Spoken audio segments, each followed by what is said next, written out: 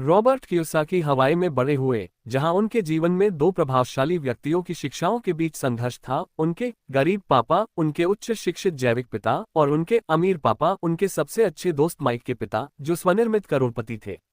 इन दोनों व्यक्तियों ने पैसे को लेकर विपरीत दृष्टिकोण प्रस्तुत किए, जिसने कियोसाकी के वित्तीय दर्शन को आकार दिया।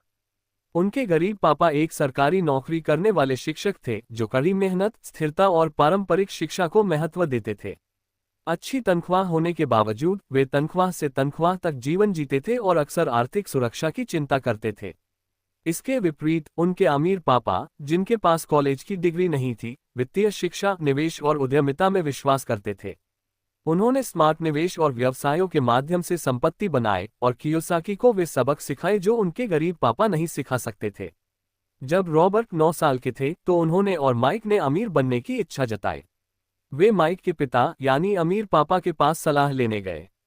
अमीर पापा ने उन्हें सिखाने का वादा किया, लेकिन शर्त रखी कि वे उनके सुविधा स्टोर में काम करें और बिना किसी वेतन के। लड़कों ने हालांकि निराश होकर इसे स्वीकार कर लिया, अमीर बनने के रहस्य सीखने की उम्मीद में। समय के साथ लड़कों ने एक कठिन सच्चाई सीखी, केवल वेतन के लिए काम करने से आप अमीर नहीं बन सकते। एक दिन कियोसाकी ने बिना वेतन के काम करने की नाइंसाफी पर शिकायत की।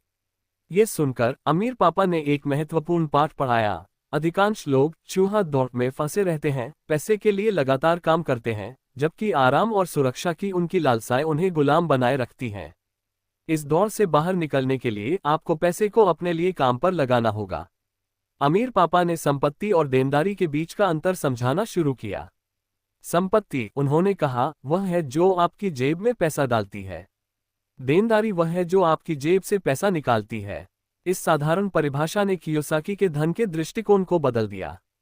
जहां उनके गरीब पापा घर खरीदने को प्राथमिक लक्ष्य मानते थे, वहीं अमीर पापा ने बताया कि कई घर देनदारी होते हैं क्योंकि वे खर्च बढ़ाते हैं।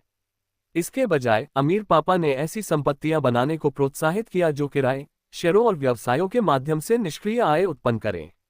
जैसे जैसे कियोसाकी बड़े हुए, उन्होंने अपने दोनों पिताओं के चुनावों के स्पष्ट परिणाम देखे।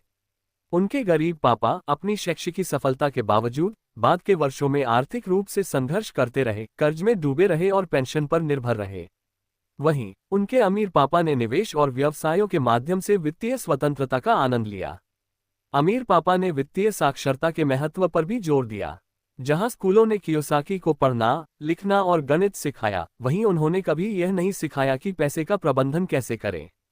अमीर पापा का मानना था कि यह शिक्षा की कमी लोगों को गरीब बनाए रखती है, क्योंकि वे करों, निवेश और वित्तीय प्रणालियों को समझने में असमर्थ होते हैं।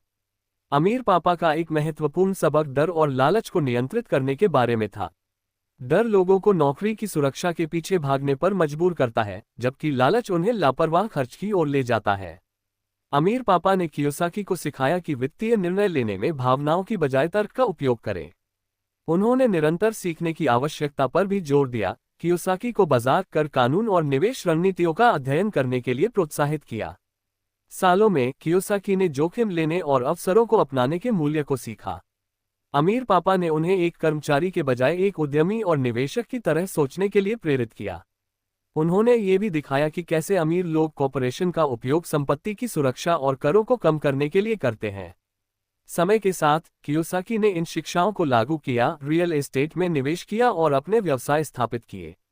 उनके अमीर पापा की शिक्षाओं ने उन्हें चूहा दौड़ से बाहर निकलने और वित्तीय स्वतंत्रता प्राप्त करने में मदद की। वहीं उनके गरीब पापा का जीवन वित्तीय शिक्षा की कमी का एक चेतावनी भरा उदाहरण बन गया।